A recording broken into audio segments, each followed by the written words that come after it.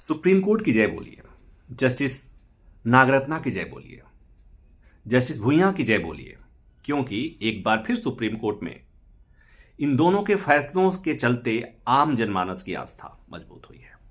कई बार यह आस्था दरकने सी लगती है, लेकिन बिल्किस बानो के मामले में सुप्रीम कोर्ट ने जो फैसला सुनाया, उसके बाद एक बार फिर लोगों में यह भरोसा वापस लौट गया कि सुप्रीम कोर्ट के रहते किसी के साथ अन्याय नहीं हो सकता। सुप्रीम कोर्ट ने बिल्किस के गुनहगारों को एक बार फिर सलाखों के पीछे भेजने का आदेश दिया है। 11 गुनहगार, बिल्किस के गुनहगार, जिन्होंने बिल्किस के साथ जघन्यता की थी। बिल्किस उस समय 5 महीने की गर्भवती थी, उसके साथ बलात्कार हुआ, उसके बच्चे की उसके सामने हत्या की गई, उसके परिजनों की, 7 परिवार वालों की हत्या कर दी गई। और उसके बाद जब बिल्किस के दोषियों को आजीवन कारावास की सजा सुनाई गई, सजा हुई, गुजरात सरकार ने उन्हें समय से पूर्व रिहाई का आदेश दिया और सब रिहा हो गए। रिहाई हुई तो स्वागत हुआ फूलमाला के साथ। वो तस्वीरें पूरे देश ने देखा। करीब करीब पूरे देश को वो तस्वीरें पसंद नहीं आई। उस फैसले को, गुजरात सरकार के फैसले को सुप्रीम कोर्ट में चुनौती दी गई। एक नहीं, कई याचिकाएं दायर हुई और उसी में से एक याचिका बिल्किस बानो की भी थी। सुप्रीम कोर्ट ने सोमवार को बिल्किस बानो की उस याचिका पर फैसला सुनाया और कहा कि गुजरात सरकार ने जो रिहाई का आदेश दिया, दरअसल गुजरात सरकार के पास यह अधिकार ही नहीं था। चूंकि ट्रायल महाराष्ट्र में हुआ था, इसलिए यह फैसला करने का अधिकार महाराष्ट्र सरकार को था।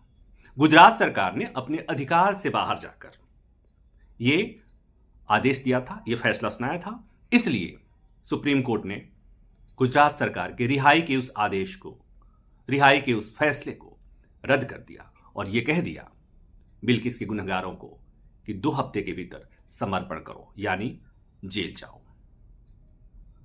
अब सुप्रीम कोर्ट के इस फैसले के बाद बिल्किस को तो राहत मिली ही होगी, उन तमाम लोगों को राहत मिली होगी जिनको बिल्किस के गुनहगारों की वो तस्वीर मुंह चिढ़ा रही थी जब उनकी रिहाई हुई और बिल्किस के गुनहगार मुस्कुराते हुए बाहर आए। कुछ लोगों ने उन्हें फूलमाला चढ़ाकर उनका स्वागत किया था। सुप्रीम कोर्ट ने गुजरात सरकार के खिलाफ तल्ख टिप्पणियां की है। सुप्रीम कोर्ट ने अपने ही एक आदेश को गलत ठहराया है।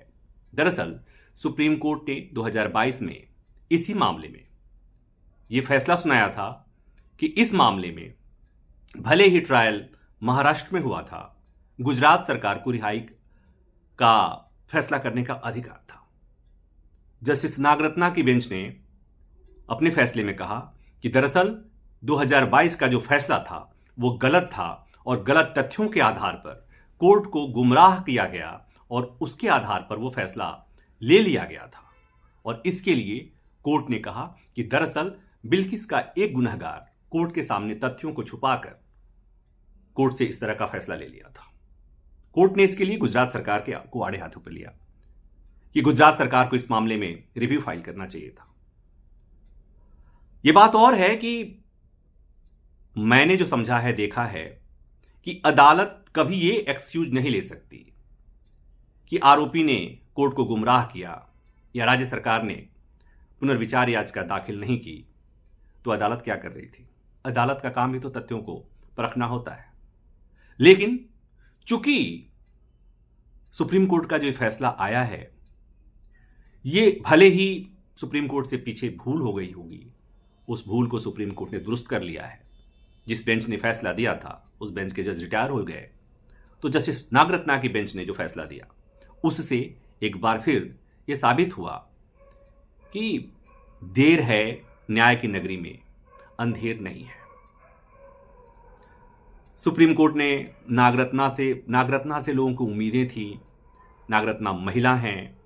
नागरत्ना के सामने बिल्किस के वकीलों ने, बिल्किस की तरफ से जो वकील पैरवी कर रहे थे, उन्होंने कहा कि बिल्किस के घाव अभी भरे नहीं थे, तब तक बिल्किस के गुनहगार मुस्कुराते हुए सलाखों से बाहर आ गए।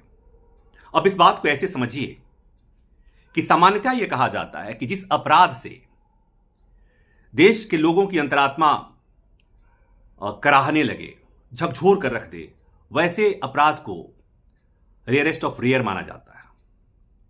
भले ही कोर्ट ने इस बिल्किस के मामले को रेयरेस्ट ऑफ रेयर नहीं माना, लेकिन इसमें कोई दो राय नहीं कि जो गुनाह हुआ था, जो अपराध हुई थी, जो जघन्यता दिखाई गई थी, वो रेयरेस्ट ऑफ रेयर की कैटेगरी में तो आता था। फिर भी ऐसे मामले में कोई सरकार समय से पूर्व दोषियों को समय से पूर्व रिहाई का आदेश कैसे सुना सकती है, वो भी अपने अधिकार क्षेत्र से बाहर जाकर। इंटरेस्टिंग ये भी है कि पहले एक दोषी ने महाराष्ट्र सरकार से गुहार लगाई, समय पूर्व रिहाई की। महाराष्ट्र सरकार ने कहा हम नहीं देंगे रिहाई। गुजरात सरकार से रिहाई की गुहार लगाई। फिर मामला सुप्रीम कोर्ट आया। सुप्रीम कोर्ट से कहा कि आप तय कीजिए कि इसमें रिहाई का आदेश कौन दे सकता है, और सुप्रीम कोर्ट ने 2022 में यह आदेश दे दिया कि दरअसल इसमें गुजरात सरकार को रिहाई का आदेश देने का अधिकार है। और उसी के आधार पर गुजरात सरकार ने बिल्किस के सभी 11 गुनहगारों को समय से पूर्व रिहा करने का आदेश दे दिया। तो आज कोर्ट ने माना कि वो पिछला फैसला गलत था। हालांकि ये बात और है कि कोर्ट ने अपने फैसले में कहा कि वो गलत फैसले के पीछे आरोपी की चालाकी थी और राज्य सरकार यानी गुजरात सरकार की अकर्मण्यता थी। कोर्ट ने यहां तक टिप्पणी की कि राजनीति के चलते ऐसा हुआ। कोर्ट ने यहां तक कह दिया कि दरअसल ऐसा लगता है कि बिल्किस के गुनहगार और राज्य सरकार में सांठगांठ थी। ऐसे मामले बताते हैं कि जिन मामलों को लेकर आम जनता, आम आवाम आहत होती है, कई बार सियासत को उससे कोई फर्क नहीं पड़ता। सियासत केवल वोट देखती है। सियासत केवल यह देखती है कि किस मामले से कितना राजनीतिक फायदा हो सकता है। बिल्किस का मामला भी कुछ ऐसा ही था। ये कोर्ट के फैसले से भी जाहिर होता है। बिल्किस को और बिल्किस के पक्ष में खड़े होने वालों को एक बार लगा था कि न्याय शायद नहीं मिलेगी, लेकिन सुप्रीम कोर्ट से न्याय मिली है। जस्टिस नागरत्ना सुप्रीम कोर्ट के पूर्व मुख्य न्यायाधीश की बेटी हैं और 2027 में देश की पहली महिला मुख्य न्यायाधीश बनेंगी।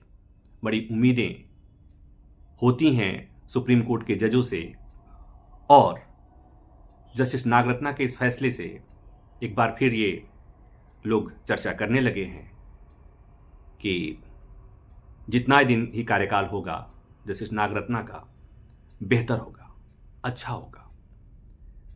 तो हम सुप्रीम कोर्ट के गलियारे की चीज़ों को देखने और समझने के बाद एक बात तो चीज़ें समझ में आती हैं कि कई ऐसे मौके आते हैं जब लगता है ऐसा कि सुप्रीम कोर्ट लोगों की भावनाओं को नज़रअंदाज करता है। सुप्रीम कोर्ट से कई बार केवल फैसले आते हैं, न्याय नहीं आते हैं। जब ये बातें लोगों के दिमाग पे बैठने लगती हैं, उसी समय सुप्रीम कोर्ट से कोई फैसला ऐसा भी आ जाता है जब लगता है कि चिंता करने की ज़रूरत नहीं है। देश में सुप्रीम कोर्ट है जो किसी के साथ अन्याय नहीं होने देगा। तो मैं चाहता था कि ये बातें आपसे करूं। इसमें कोई नई बात नहीं है, बस इतनी सी बात है कि पर्सपेक्टिव समझिए। मुझे अपनी बात कुछ कहनी थी और आप लोगों से रूबरू होना था। मुझे उम्मीद है ये बातचीत पसंद आई होगी। धन्यवाद।